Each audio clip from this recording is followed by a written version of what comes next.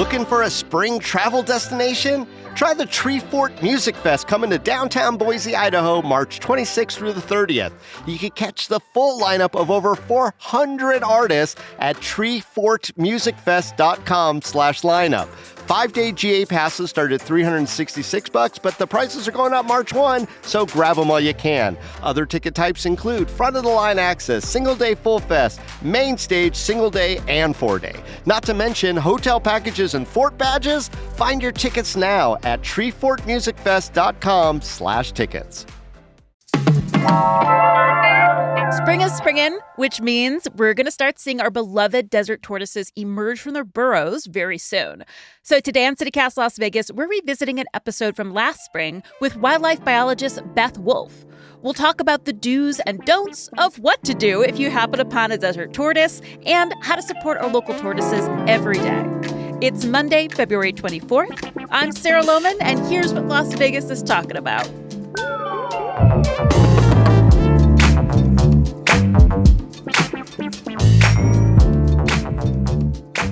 Welcome, Beth. Thank you so much for having me. Oh my gosh, I am delighted. So first and foremost, please calm one of my greatest fears. What do I do if I see a desert tortoise in the road? Should I pick it up? Well, it depends on if you can safely stop your vehicle. Okay. Yeah, if you see a desert tortoise on a paved road and it's safe to pull off the road and move it out of harm's way, that's the right thing to do. But definitely look out for your own safety first. Okay. If you can safely get the tortoise from the middle of the pavement to the shoulder or a little bit off into the vegetation, that's a great thing to do because road strikes are one of the biggest threats to desert tortoises. Oh, no, I've heard that you have to keep them moving in the direction they were going in or they'll be lost forever. Is that true? They won't be lost forever, but that's generally the right thing to do is if, they're going east to west, move them onto the west side of the road and, maybe 30 or 50 feet into the vegetation. Okay. But if you see a tortoise on the side of the road, on the vegetated shoulder, you should just leave it alone. You really should. If it's not right in harm's way, just leave them alone because they're actually drawn to the vegetation on the shoulders of roadways. There's more water there, and so sometimes there's weeds. See. So they do tend to walk right on the side of the road, which can be alarming. Right. But the less we meddle with them, the better. If they're on the side of the road, they're probably not going to jump out into traffic. Hopefully not. Okay. Yeah. I've also heard they pee when you pick them up. Is that true? So sometimes they do if they're really stressed by the handle. Tortoises retain their urine for sometimes a year or more in times of drought. And so one of their stress responses is to void their bladder if they're in danger. But they don't do it very easily. You really have to harass a tortoise to avoid its bladder. So don't let that be your primary concern. Just definitely safety for yourself and then getting the animal out of the way of traffic. I assume this is a defense mechanism. Is it like a particularly violent or smelly pee? It's pretty stinky, but it's not violent. No, it's just pee. What does it smell like?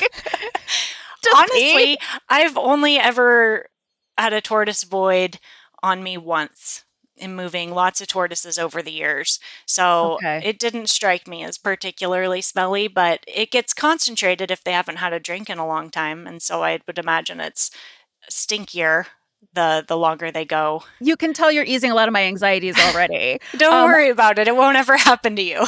I've also heard it's really dangerous for them to void too because they're dependent on that water. It is, yeah. It's dangerous for them to void their bladder, especially if there's no way for them to get a drink. If it's been raining and they've been drinking a lot of water, they will also void more easily. Okay. But the chances that they'll be able to rehydrate soon are probably good too. But during the drought, we had a period of 240 days without rain a couple years ago. And the tortoises weren't moving around hardly at all at that point, and they were just conserving all of their energy and their urine and waiting for rain. So I'm also curious, too, why are visitors at Red Rock, they're always told to check under their cars before they leave for tortoises? Why is that? Yeah, that's a great question.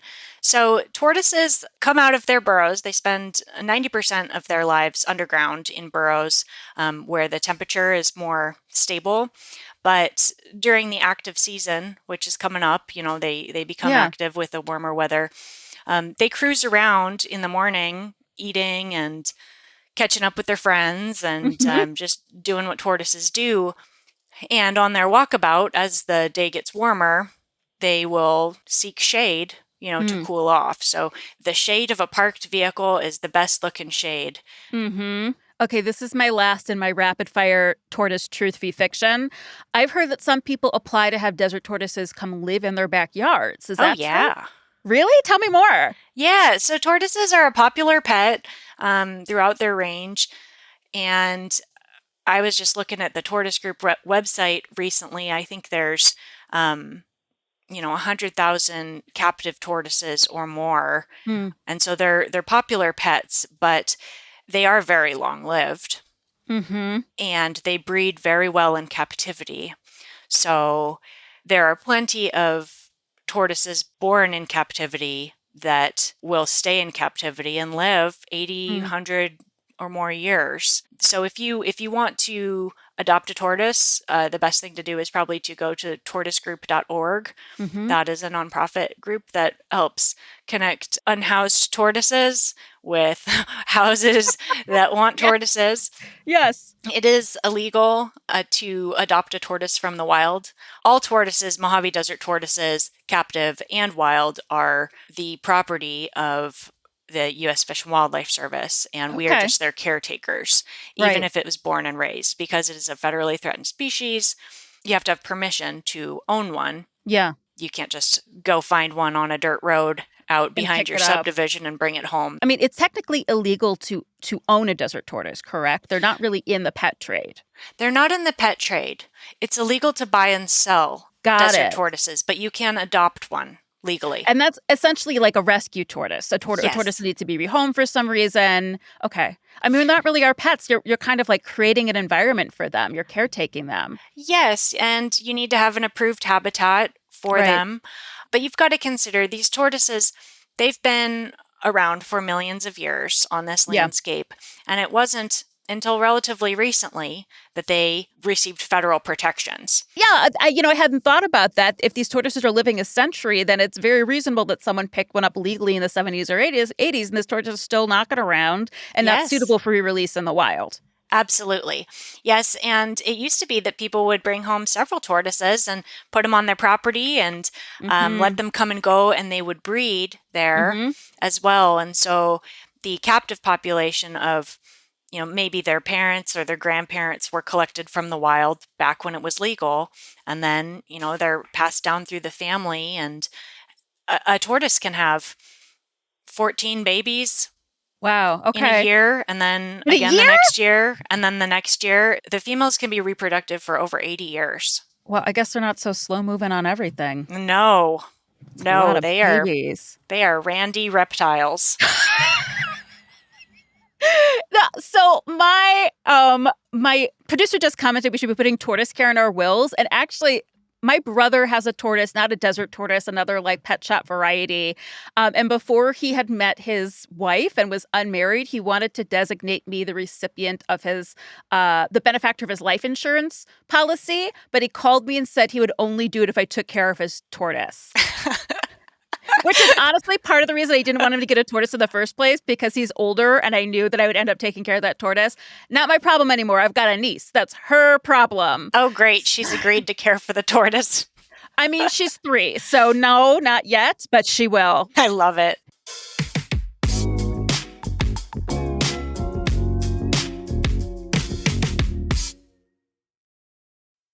This episode is brought to you by Abercrombie. There's nothing better than the perfect jean and going out top combo, or an outfit that perfectly matches your plans. Abercrombie's relaxed jean goes with every occasion. Date nights with something lace, or daytime with a cozy sweater. And their barrel jean will surprise you. It's the trend that will become a staple in your wardrobe. Abercrombie denim comes in tons of rises, fits, and washes. Find your perfect pair online or in store. You found your person. Now let the Knot help you with everything else. The Knot connects you to the wedding inspo, vendors, venues, and planning tools you need to make your day totally you. Having helped plan 25 million weddings, we've got your back when it comes to every little detail like RSVPs, budgets, and more. Because your wedding comes to life with the connections that matter the most. Get started at theknot.com/audio. The Knot. Let's plan your wedding together. So if they're so randy and fertile, like, why are they endangered? Yeah, that's a good question too. So they reproduce well in the wild and in captivity, but there are a lot of threats to the population and especially to the juvenile tortoises. When tortoises hatch out of the egg, they don't receive any parental care. Like baby birds, the parents care for the babies. Most reptiles, when they hatch, they're just all alone in the world and have to figure it out. And that definitely goes for tortoises. And so very, very few of the eggs that hatch survive. Those tortoises generally, I think it's about 95% don't make it to adulthood. I mean, it is amazing me that out of the 14 babies that a tortoise could have in a year, maybe one of them will survive? Maybe one, but everything wants to eat a baby tortoise. And so it's the size of a chicken nugget and almost the texture of a chicken nugget. Their shells take at least 5 years to harden up in the wild. And it can happen faster in captivity. Tortoises grow faster in captivity in general. But in the wild, 5 years is a long time for a tiny little chicken nugget to evade all the different predators that want to eat it. I mean, you've got foxes, you've got snakes, you've got ravens. Ravens are a big problem for juvenile tortoises, and they have keen eyes. So just about everything is better at finding those tiny baby tortoises than we are, and they make a good snack. Do you want to talk about corvids for a second? You want to talk about crows and ravens? I'd love to. I know that that is where your work has sort of evolved to. Yes. So I do a lot of work with common raven management. Ravens are a native species of corvid here in Nevada and all across North America. And the population of ravens is bloated because of human subsidies. Sure. You know, the garbage dumps, the water treatment plants, the power lines that cross over the desert and provide a great place for them to build a nest and raise their babies. And then also it provides a place for the ravens to perch and look out over the landscape and spot those tortoises. Whereas previously, ravens would be flying over the land and they wouldn't have anywhere to stop and watch for tortoises. They've got a bird's eye view, literally. They do, and they have very good eyesight, and they're very resourceful birds. They do eat tortoises, but they eat just about anything that moves and anything that's dead and garbage. They'll eat anything. They're drawn to development. They're drawn to activity, and they see an opportunity at every new construction site to put up a nest nearby and eat on the garbage from the construction sites. And then, they've got all those mouths to feed with their brood of 5 baby ravens. And that's really when they start bringing home the wildlife as well. If there's not enough trash to eat, they'll bring home baby tortoises and feed those to their young. But they also are predators for native songbirds that build nests. They sit and they watch and they see those little birds tending to their young. And they will eat both the eggs and the nestlings right out of birds' nests, which is really sad. So if the boom in their population is human created, do we have a responsibility to sort of control nature, but, control their numbers in this case?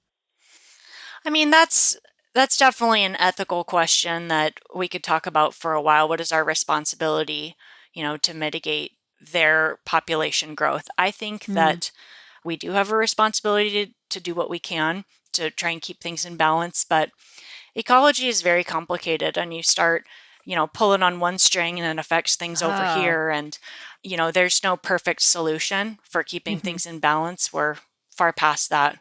But as far as protecting the tortoises, I think working to keep the raven population in check, slow down their growth because they are so adaptable and such effective predators, I think we do have a responsibility to work on that. And in a humane way for the birds as well. I certainly wouldn't advocate going out and having an open season on ravens. They're incredible birds and smart, and they have relationships just like we do. But we're working on more humane methods for slowing down their growth. So The population of Las Vegas is booming. Is the expansion of the city and development, is that also affecting tortoise populations? Yeah, it is. Mostly through habitat loss. Yeah. It used to be before Las Vegas was a city, there were tortoises all over this valley. They were an abundant species. And they're a really important species, not just the sake of their existing, but they're what we consider a keystone species because they provide habitat for a lot of other creatures that can't dig burrows. So desert tortoises are very effective diggers, and they dig out these long burrows, sometimes, 10, 15, even 20 feet deep in some cases, that are a refuge from the heat for snakes, for rabbits, for Gila monsters, for burrowing owls, all of these other animals that need a dark, cool place to hang out in the summer sun. Those burrows are dug by desert tortoise. So as Las Vegas expands and we get up against the hills, animals are not only displaced, but they're crowded in at the periphery, and a lot of the habitat that used to be their range is paved over. Well, all those creatures hang out with the tortoises in there, or do they inhabit deserted burrows? Both. Sometimes both. I've looked into burrows and seen rattlesnakes. I've seen owls back there. I've seen a snake and a tortoise in there together. I've seen a bunny and a tortoise in there together. Now, Gila monsters and tortoises do not get along because Why? Gila monsters eat eggs. Oh. And tortoise eggs are often laid inside their burrow or right at the mouth. So they're definitely a predator for the tortoise eggs. So the tortoises do have a sense for which animals are not a threat to them. They'll cuddle up with a bunny, but not with a Gila monster. Yeah. Okay. That's interesting. Yep. So I imagine a lot of policy has shifted since 1990 when the tortoises got federal protections. So has our policies for relocating these tortoises changed over the years? I know that you work on new development sites, and I don't know if this is the right word for it, but you're like a tortoise mitigator, looking out for tortoises and figuring out what to do with them on a development site. Can you tell me a little bit more about that? Yeah, I could try and get into that a little bit. So every project is a little bit different, and it depends on where it's taking place, who owns the land. A lot of the larger utility developments, like the solar farms and the transmission lines that are going out on the desert, those projects are on federally owned land, BLM land.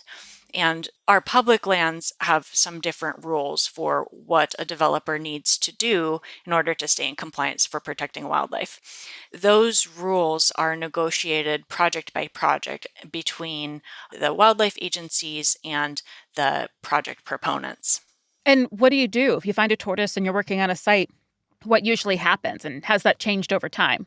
It's changed some over time as we learn more about what works for the tortoises themselves. On some projects, projects that are crossing open habitat where construction is just sort of moving through, but there's no fence to put them on the other side of. In those cases, generally we do not touch or move the tortoises. We just wait for them to move out of harm's way. Other projects where they're going to completely obliterate a chunk of habitat. They fence it in, and then we do repeated surveys to make sure we find all of the animals inside the fence, and we move them out of harm's way. And the way that we do that is, again, sometimes project to project, sometimes it's a short distance translocation, just right on the other side of the fence. And on other projects, for different reasons, the tortoises are moved farther, sometimes a few miles away or to a designated area. And on other projects, they're just held off-site for a period of time before the fence is removed, and they're sort of allowed to go back into their old home zone. I think I've heard that the further tortoises are moved away from their home zone, that they don't necessarily do as well. Yeah, it can be very traumatic for a tortoise to be moved a long distance because, they're long-lived creatures and they have a really close relationship with their home range, where the plants that they prefer to eat tend to grow, where are the spots where water tends to accumulate for them to drink. They have social relationships in the wild. They know who's who is where, and they have preferred burrows that they will use for years, decades, their winter burrows and their summer burrows. And so when you take an animal that only knows their home territory and you displace them with no roadmap, no friends, and you put them miles away, it's very difficult for them to adapt. And they tend to spend a lot more time above ground, walking around, trying to get their bearings, trying to find the food. And the more time they spend above ground, there's a greater likelihood that they will be predated by a badger or a coyote, or they will wander onto a road and get hit by a side-by-side. There's just a lot more threats when they're walking around more. We have badgers here? We do. We have American badgers, and they can actually be a real problem for tortoises if they get a taste. I had no idea. Yeah. All right, last question. Why do you think Las Vegans should care about the desert tortoise? I mean, I would hope that Las Vegans care about all of their neighbors, human and wildlife that we share this beautiful landscape with. And I think people should care about tortoises because they were here before us, and they're one of the most benign, gentle creatures that we've got the privilege of sharing the landscape with. And we should all just slow down a little bit and learn what we can from the wildlife, from tortoises and from the birds that are also sharing the space. But that's me. I'm a little bit of a hippie. Beth, I thought that was lovely. Thank you for being on today. I feel much less anxious about encountering a tortoise, and I hope that one day I actually do get to encounter a tortoise in the wild.